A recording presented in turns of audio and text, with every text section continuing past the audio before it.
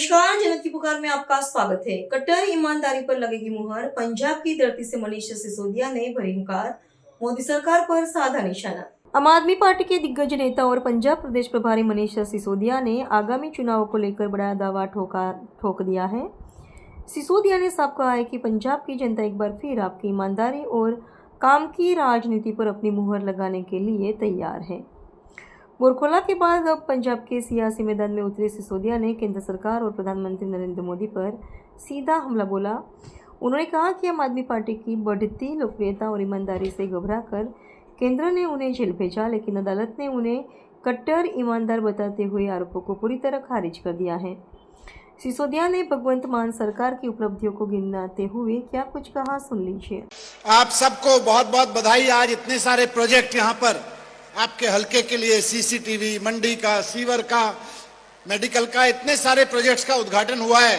सैकड़ों करोड़ रुपए के प्रोजेक्ट यहाँ आपकी जनता के लिए, आपके भलाई के लिए, बच्चों की भलाई के लिए शुरू हो रहे हैं।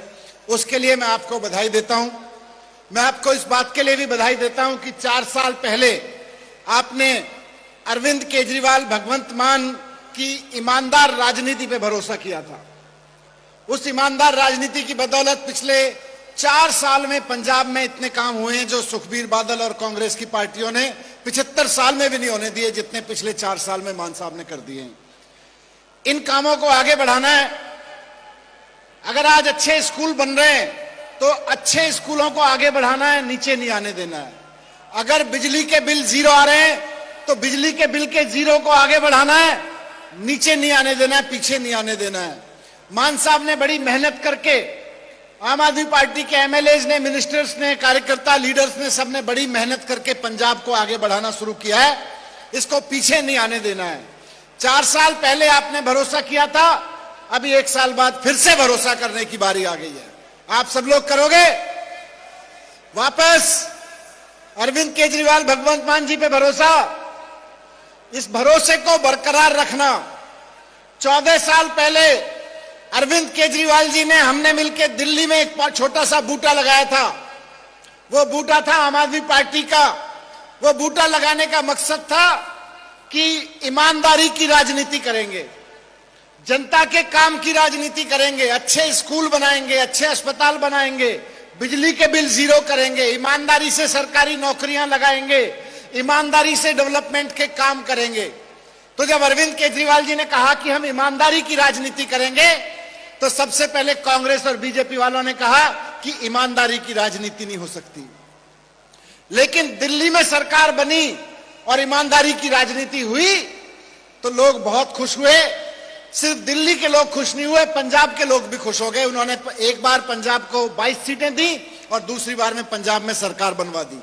ये ईमानदारी की राजनीति की वजह से थी जो इतने सारे लोग जुड़ गए। नरेंद्र मोदी को ईमानदारी की राजनीति जो केजरीवाल जी कर रहे थे वो पसंद नहीं आई। बोले हम तो मानते हैं ईमानदारी की राजनीति नहीं हो सकती, केजरीवाल कहते हैं ईमानदारी की राजनीति करते हैं। इन्होंने अरविंद केजरीवाल को जेल में डाल दिया, नरेंद्र मोदी ने। इन्होंने मुझको जेल में डाल दिया, सत्येंद्र जैन को जेल में डाल दिया, संजय सिंह को जेल में डाल दिया। बोले ये बेईमान लोग हैं। ये कहते थे ईमानदारी की राजनीति करेंगे। पंजाब के लोगों ने भरोसा कर लिया, दिल्ली के लोगों ने भरोसा कर लिया, गुजरात के लोगों ने भरोसा कर लिया, गोवा के लोगों ने भरोसा कर लिया कि केजरीवाल ईमानदार है, भगवंत मान ईमानदार है। नरेंद्र मोदी ने कहा कि मुझको ये भरोसा तोड़ना है, इसलिए इनको जेल में डाल दो। लेकिन देखिए, जब आप ईमानदारी से काम करते हैं तो ऊपर वाला भी साथ देता है। ऊपर वाले ने साथ दिया।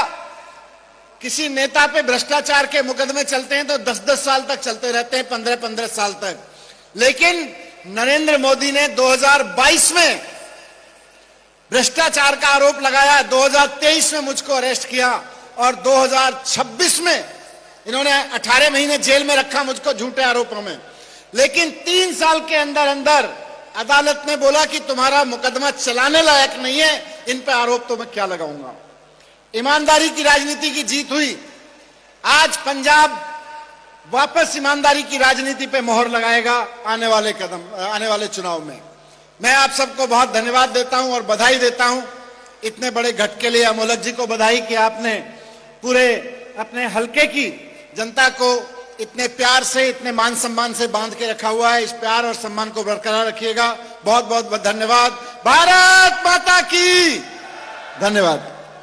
अगर आपने हमारा अभी तक चैनल सब्सक्राइब नहीं किया है तो कृपया चैनल सब्सक्राइब कर लें, लाइक करें, शेयर करें, कमेंट करें। तो मिलते हैं फिर किसी और खबरों के साथ। नमस्कार।